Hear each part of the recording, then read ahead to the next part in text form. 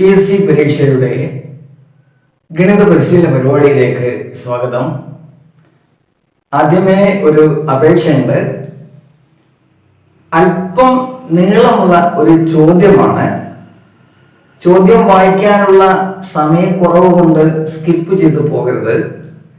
ചോദ്യം വളരെ വലുതാണെങ്കിലും ഉത്തരം വളരെ സിമ്പിളായിട്ട് ചെയ്യാൻ പറ്റും.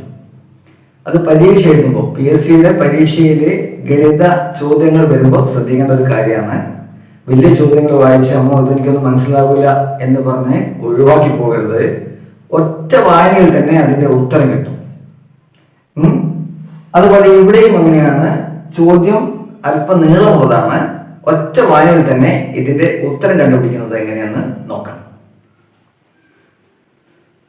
ഒരാൾ എയിൽ നിന്നും ബിയിലേക്കുള്ള തന്റെ യാത്രയുടെ ആദ്യ 2 മണിക്കൂർ 40 km/h വേഗതയിൽ ഓടുന്ന ബസ്സിലും അടുത്ത 3 മണിക്കൂർ 60 km/h വേഗതയിൽ ഓടുന്ന ഒരു വാനിലും യാത്ര ചെയ്താൽ അയാളുടെ ശരാശരി വേഗത എന്ത്? ഈ ചോദ്യം കിട്ടിയാല് നമ്മൾ ആദ്യം ശ്രദ്ധിക്കേണ്ടത് എന്താ? ഇതിലെ ചോദ്യം, ഈ ചോദ്യത്തിലെ ചോദ്യം എന്താണെന്ന് പെട്ടെന്ന് ഒന്ന് ആലോചിക്കുക. എന്താ? അയാളുടെ ശരാശരി വേഗത. ആ ചോദ്യം കിട്ടി. ഇതാണ് ചോദ്യം, മനസ്സിലായി. ശരാശരി വേഗത. ശരാശരി വേഗത കാണാൻ എന്താ വഴി? അതിന് എന്തൊക്കെ കാര്യങ്ങൾ കിട്ടണം എന്ന് നമ്മൾ ആലോചിക്കുക. ഇതൊക്കെ ചുരുങ്ങിയ സമയം കൊണ്ടാണ് കേട്ടോ, സെക്കൻഡുകൾ. അപ്പൊ നമ്മുടെ മനസ്സിലേക്ക് വരുന്നത് ദൂരവും വേണം, സമയം വേണം. ഈ 2 കാര്യം വേണ്ടു. ദൂരം, സമയം. സമയം എത്രയാണ്? അപ്പൊ നമ്മൾ ചോദ്യം നോക്കുക. അതിൽ സമയം തന്നിട്ടുണ്ടോ? ഉണ്ടല്ലോ. ആദ്യ 2 മണിക്കൂർ, പിന്നെയോ അടുത്ത 3 മണിക്കൂർ. അപ്പൊ ഇതാണ് സമയം.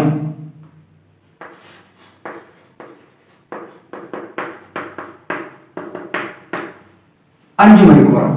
ഓക്കെ, അത് കിട്ടിയല്ലോ. ഇതിൽ മനസ്സിലാണ് ചെയ്യുന്നത്. ഇനി എന്താ വേണ്ടത്? നമുക്ക് ദൂരമാണ്. ദൂരം, സഞ്ചരിച്ച ദൂരം, ആകെ ദൂരം. അത് ഇതിൽ എവിടെയെങ്കിലും തന്നിട്ടുണ്ടോ? ഇതിലാകെ വേഗത മാത്രമേ തന്നിട്ടുള്ളൂ അല്ലേ?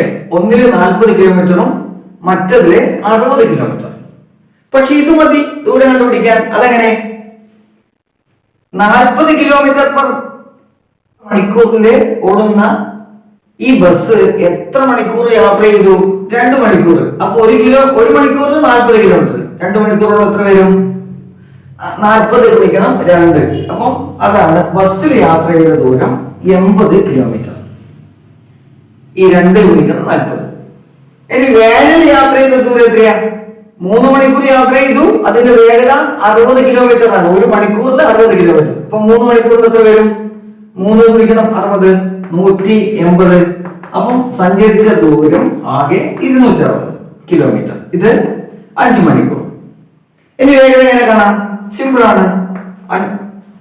260നെ 5 കൊണ്ട് ഹരിക്കുക. 260നെ 5 കൊണ്ട് ഹരിക്കാൻ എളുപ്പ വഴി പറയട്ടെ. 260ന്റെ ഇരട്ടി കാണുക. എത്രയാ? 520. അതിനെ 5 കൊണ്ട് ഹരിക്കുന്നതിന് പകരം 10 കൊണ്ട് ഹരിക്കുക. ഇത്രയേ ഉള്ളൂ. മനസ്സിലായല്ലോ? 260നെ ഒറ്റയടിക്ക് 5 കൊണ്ട് ഹരിക്കാൻ കഴിയുന്നവർ അങ്ങനെ ഹരിക്കുക കേട്ടോ. പക്ഷെ ഞാൻ ചെയ്യാന്ന് വെച്ചാൽ ഉടനെ ആലോചിക്കും 260ന്റെ ഇരട്ടി എത്രയാണ്? 520. 5ന്റെ ഇരട്ടി എത്രയാണ്? 10. 260നെ 5 കൊണ്ട് ഹരിക്കുന്നതിന് പകരം 520നെ 10 കൊണ്ട് ഹരിച്ചാൽ മതി. ഇതാകുമ്പോൾ സിമ്പിൾ ആണ്. ഈ 0 വെട്ടിയാൽ മതി. 52 km/h. അതെവിടെ? Option B. ഓക്കെ.